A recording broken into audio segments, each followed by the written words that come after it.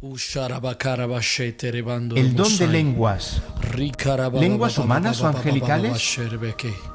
O sorobo scendere mayonda, ifa pawara bayon soroboro boshiri, inistano naikoso, urrepawana mayoso roboki araba. ¿Será esto lo que sucedió en aquel día de Pentecostés cuando descendió el Espíritu Santo? En su lengua, que pareciera tan simple, declaró algo poderoso. Estaba declarando. Déjame escucharlo otra vez. Háblala. Ajá.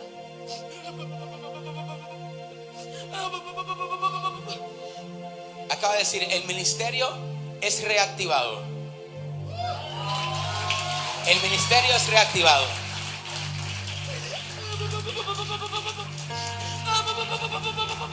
Y lo que el diablo trató de hacer en contra de mi casa es cancelado. Y vuelvo y te miro y recibo esta para una y otra vez. Casas. Dice el Señor, te va a levantar muy fuerte el Señor en bienes raíces. No has visto nada todavía. Dice el Señor, te levanto por mi reino. Y mientras bendigas mi reino, más te voy a dar. ¿O será acaso que, como bien dice el texto en Hechos capítulo 2, que comenzaron a hablar en otros idiomas humanos, y que los ahí presentes pudieron identificar su propia lengua?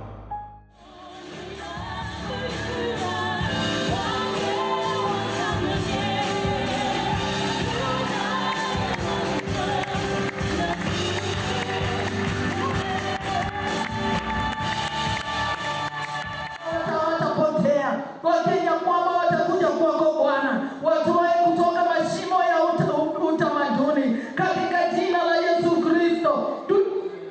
Tunaomba kanisa la Kristo lishikane, liwe moja Bwana, likaweza na Jesus. Eputele Mungu wani ndi timbe wese chine kekina kwa doha na eduha kahamu wana dikahamu wani di Hebrew na Jesus.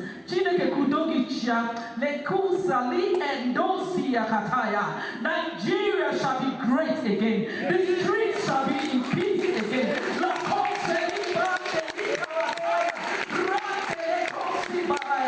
Yes. Tanzania. Baba, nasema asante kwa furaha na amani ulioweka katika nchi ya Tanzania. Nakupa sifa na utukufu Baba, kwa kuwa ni mwema na mweza wa yote, katika jina la Yesu. Na kuinua Baba, wewe ni mwema.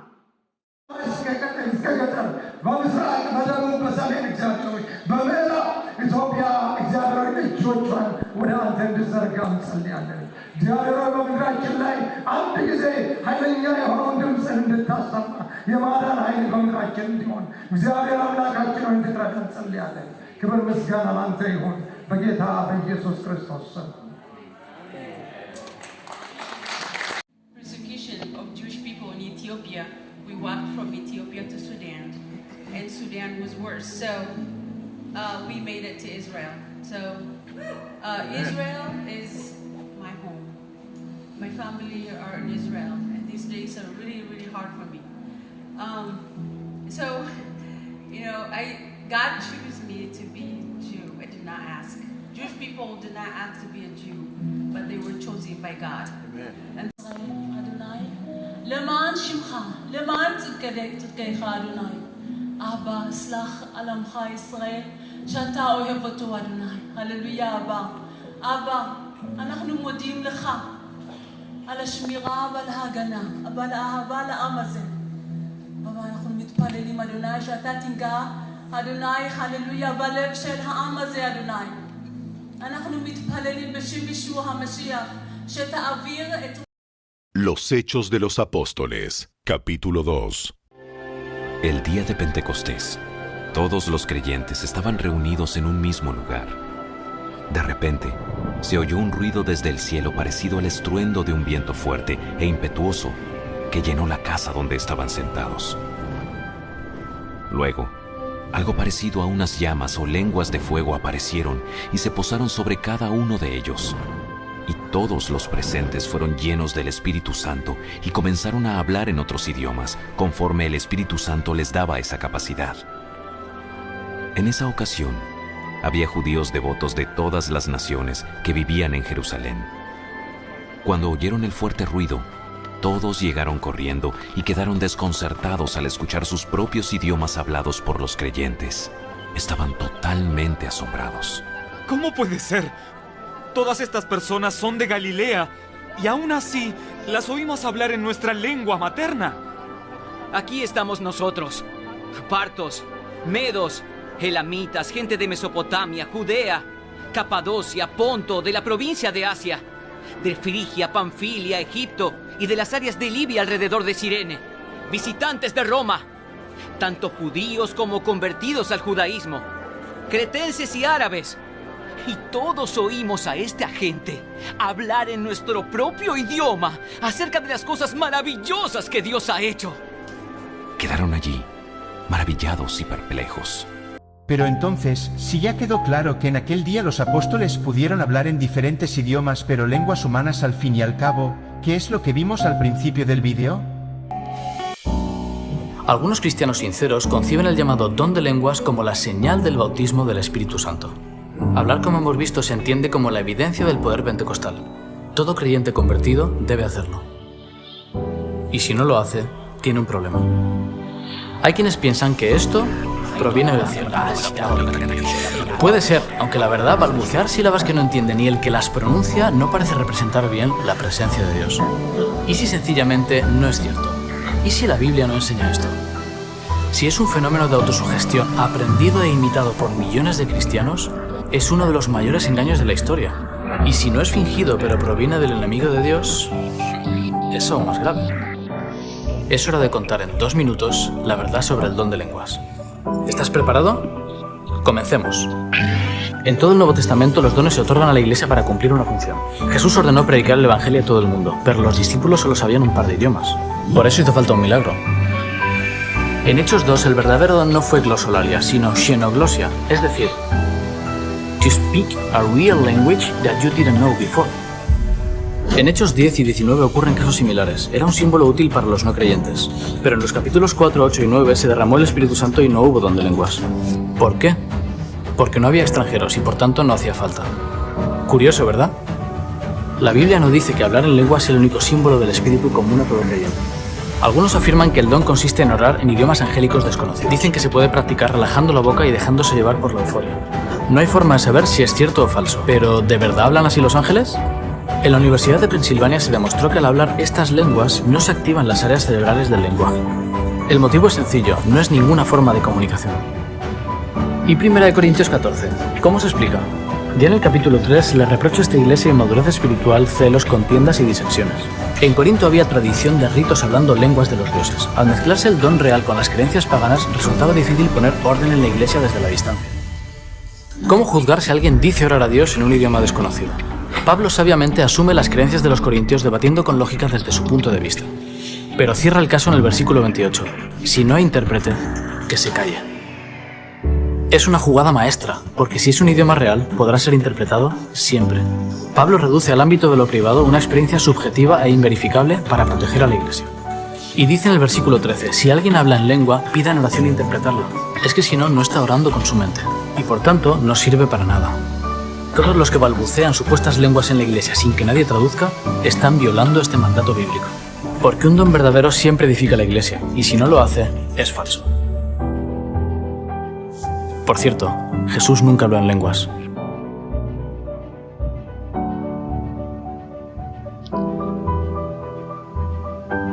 Algunos testimonios sinceros reconocen hablar en lenguas simplemente imitando sonidos y dejándose llevar. Es bonito sentirse especial, ungido, pero este fenómeno, tal y como lo hemos descrito, no proviene de Dios, y se aprecia sobre todo en sus frutos. El propósito del Espíritu Santo, según Hechos 1, es capacitar para predicar el Evangelio, no para emitir sonidos sin sentido que no aportan crecimiento, consuelo ni esperanza a nadie. No te dejes engañar, y como siempre, recuerda, la mayoría puede estar equivocada.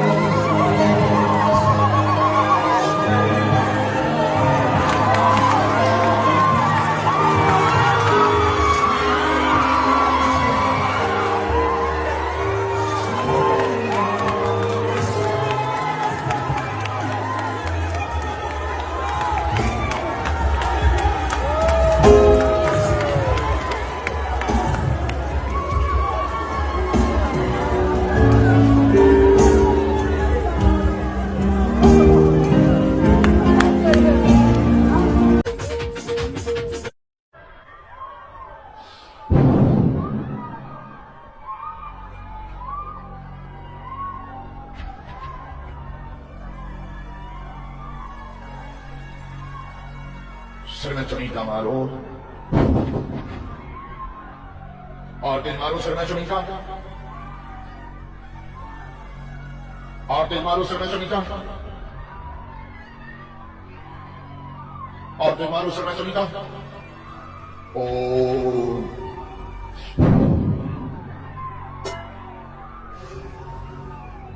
सन्यासी बाबा हे बागेश्वर बाबा जी जंजीर से बांधा जाए मेरे को ओम नमः तिरुप्रात्मा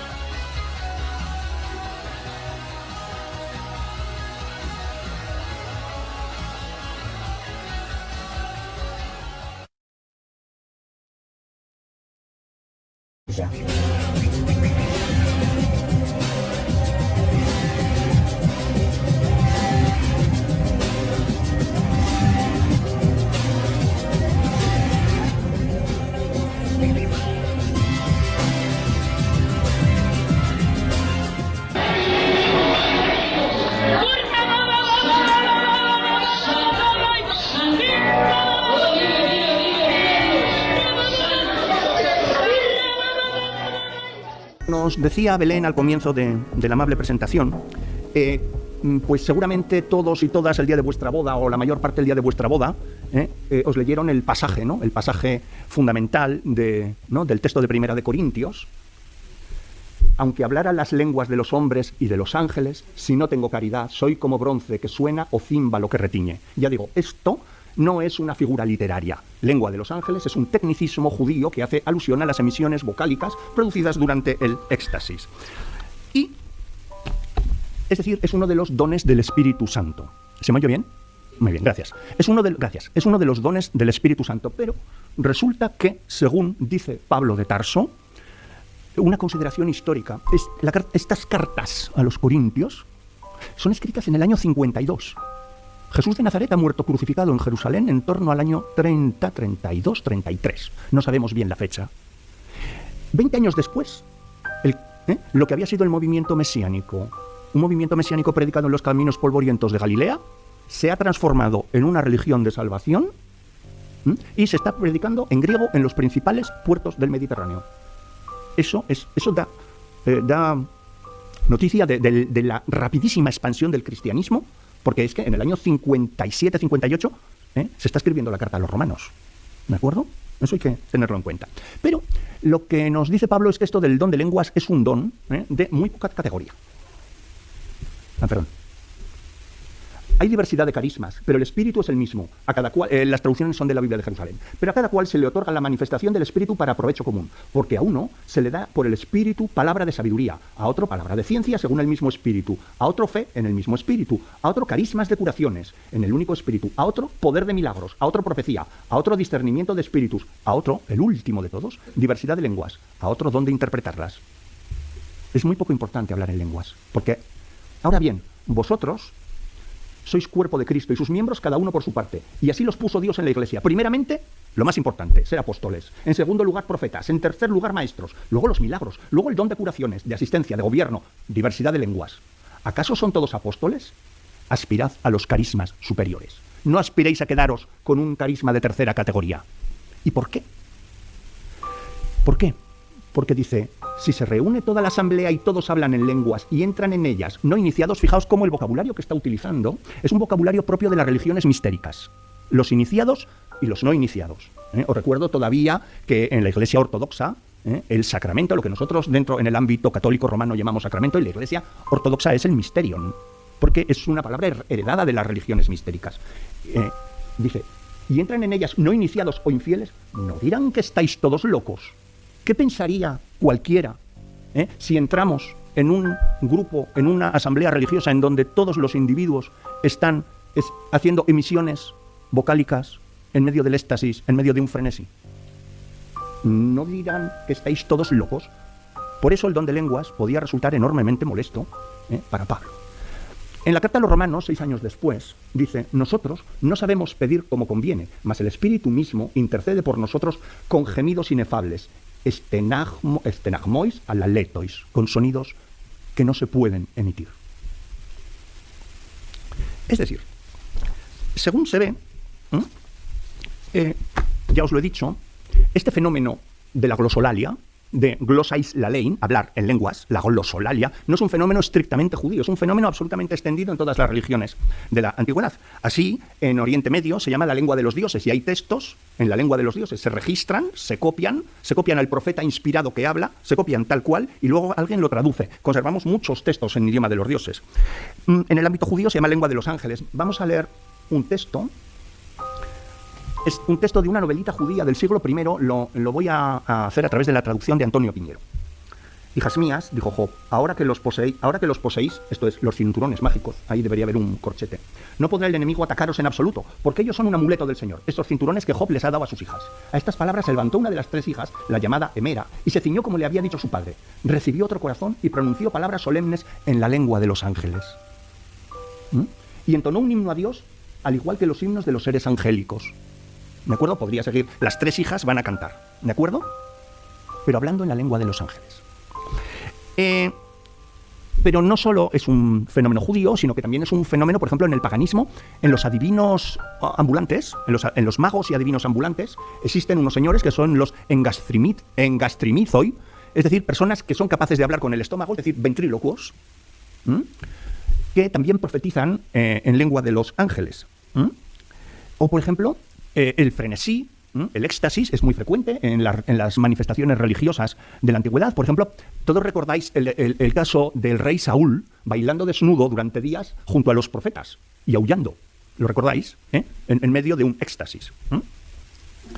Eso también, por ejemplo, se manifiesta en el Islam. En el Islam hay una colección de textos que son textos que la tradición islámica atribuye a los compañeros del profeta Mahoma. Yo no me atrevería a pronunciarlo en árabe, que seguro que hago muy mal la glotal. En donde, voy a leer literalmente, la traducción es de Xavier Picaza. Sobre el modo de descenso de la revelación nos cuenta un hadís, un relato biográfico de la vida de Mahoma, que tenía el rostro encendido y gimoteaba como un ternero recién nacido. Otros hadices nos dicen que cuando recibía la revelación parecía como encolerizado, fuera de sí, y se le demudaba el rostro. Y se cuenta también que dejaba colgar la cabeza y sus compañeros hacían lo mismo, es decir, una falta de control somático. También en el ámbito de la magia son muy frecuentes, son lo que en la tradición de la magia romana se llama el susurramen magicum, son los susurros de los magos, o en la tradición griega se llaman los onnómata barbarica, los nombres en lengua bárbara. Me voy a detener aquí. En la magia de salón suena a todos la existencia del abracadabra. Dicho sea de paso, entrar en trance estático, a los niños, a los esclavos, eran todos niños esclavos de los magos, a los niños se les enseñaba a entrar en trance sin dificultad. Los magos tuaregs a día de hoy saben entrar en trance a través de ejercicios respiratorios. También se puede aprender a entrar en trance a través de otras técnicas chamánicas. En Siberia, por ejemplo, eso lo ha estudiado muy bien Mirza Eliade. Pero lo importante es que en esta época imperial romana todo el mundo era muy fácil oír a gente que entraba en trance y pronunciaba palabras absolutamente misteriosas. Vamos al texto 6. Un texto de uno de los escépticos antecesores de Voltaire más divertidos que produjo el Imperio Romano. En un texto de una obra que se llama El Philops Eudés, el amante de las mentiras, dice: ¿qué opinas tú, Tiquíades, de todo esto? Quiero decir, de los oráculos, las predicciones o lo que entre gritos inarticulados pregonan los poseídos por los dioses. Los poseían los dioses y gritaban cosas inarticuladas. De la misma manera, el mismo Luciano dice, ahora hablando de un impostor muy divertido, que es Alejandro de Abonoteicos, que montó una religión divertidísima en el siglo II, porque decidió que había una serpiente que salía de un huevo que se llamaba Glicón. Es muy divertido, es una historia muy divertida. Y Alejandro y sus compinches, ya veréis lo que hacía. Al amanecer, yendo a saltos, desnudo antes que los demás, hacia el ágora, con un taparrabos que cubría sus vergüenzas, eso sí, de oro, y llevando la hoz aquella, agitando la melena desenfrenado, ecfrenos, fuera estaba en pleno frenesí, como los que se reúnen posesos para el culto de la diosa madre, se dirigía a las masas subiendo sobre un altar elevado. Él, dejando oír ciertas palabras ininteligibles que podrían ser de los hebreos o los fenicios, nadie tenía ni idea de lo que decía Alejandro, y decían, uy, esto me suena a fenicio, esto me suena a hebreo, a saber. anonadaba a las personas que no entendía lo que decían. ¿De acuerdo? De hecho, en el siglo II, el don de lenguas todavía estaba vigente y presente en algunos grupos cristianos. Lo sabemos gracias a Orígenes, un importantísimo teólogo greco-egipcio. Y un momento. Y dice Orígenes en el Contracelso, después de estas balandronadas, añaden una tiramira de palabras, está hablando de herejes cristianos.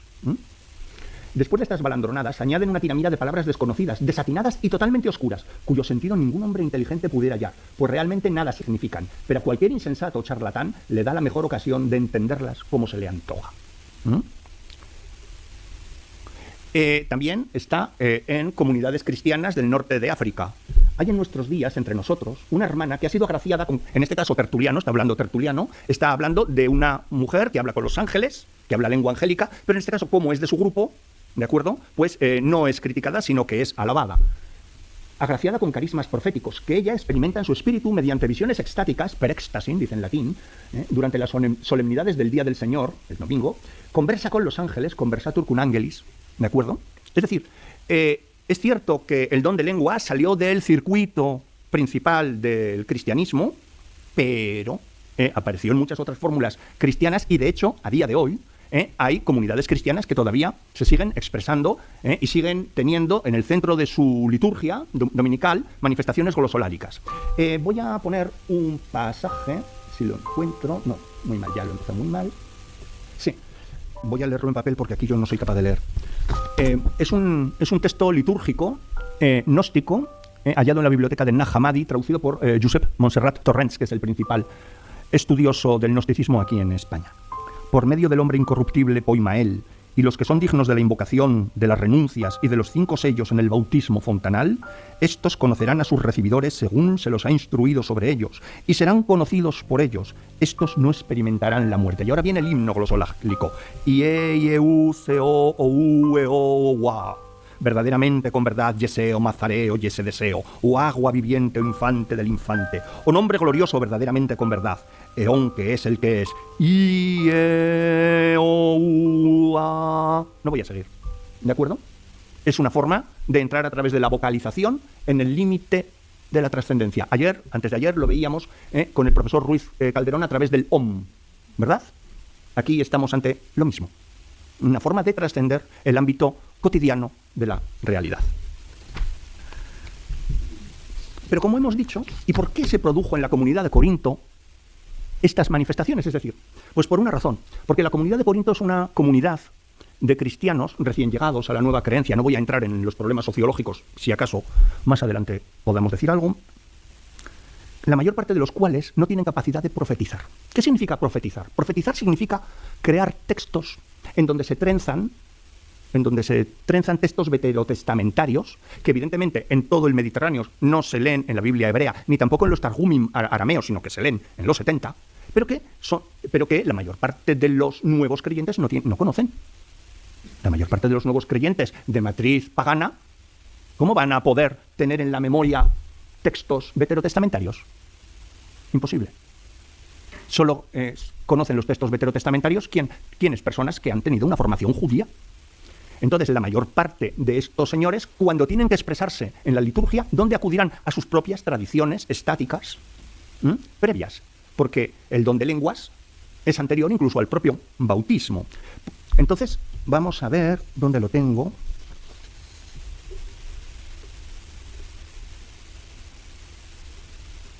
Un segundo, estoy un poco perdido. Yo juraría que... Sí, el texto 10. Estaba Pedro, estamos en un texto de Hechos de los Apóstoles, ¿de acuerdo? Estaba Pedro diciendo estas cosas cuando el Espíritu Santo cayó sobre todos los que escuchaban la palabra. Y los fieles circuncisos que habían, los circuncisos son los fieles judíos, y los fieles circuncisos que habían venido con Pedro quedaron atónitos al ver que el don del Espíritu Santo había sido derramado también sobre los gentiles, pues les oían hablar en lenguas, no es que hablaran persa o hablaran latín, no, estaban hablando la lengua de los ángeles. Les oían hablar en lenguas y glorificar a Dios. Entonces dijo Pedro, ¿puede acaso alguno negar el agua del bautismo a estos que han recibido el Espíritu Santo como nosotros? Y mandó que fueran bautizados en el nombre de Jesucristo. Aquí este pasaje de Hechos de los Apóstoles comporta un problema teológico en el que desde luego yo no puedo entrar. ¿Cómo es posible recibir el Espíritu Santo antes del bautismo? Pero esto está en Hechos de los Apóstoles. ¿De acuerdo? Es decir, había personas que eran capaces de entrar en éxtasis porque decidían ser cristianos. ¿De acuerdo? Y por tanto se les debía dar. Por tanto se les debía dar el bautismo. ¿De acuerdo? ¿Qué pasa? Volvemos al comienzo de nuestra exposición. ¿Recordamos el texto? ¿Me permitís que lo lea literalmente? Sí. Si se reúne toda la asamblea y todos hablan en lenguas y entran en ella no iniciados o infieles, ¿no dirán que estáis todos locos? Es decir, aquí Pablo se enfrenta a un problema de proliferación carismática que introduce un grave problema de desorden en las asambleas. Y Pablo insiste mucho en sus cartas, tanto en Romanos como en Gálatas, que las asambleas tienen que discurrir, las celebraciones litúrgicas tienen que discurrir, como dice Pablo, diataxin, es decir, con orden. ¿De acuerdo? Y las manifestaciones carismáticas son sumamente desordenadas. Claro, yo antes decía, ¿quiénes no tienen acceso a profetizar? Es decir, a manejar textos sagrados y construir textos nuevos, como por ejemplo hace permanentemente Jesús de Nazaret en los evangelios o los propios evangelistas, que por supuesto tienen una formación escriturística sumamente densa. ¿De acuerdo?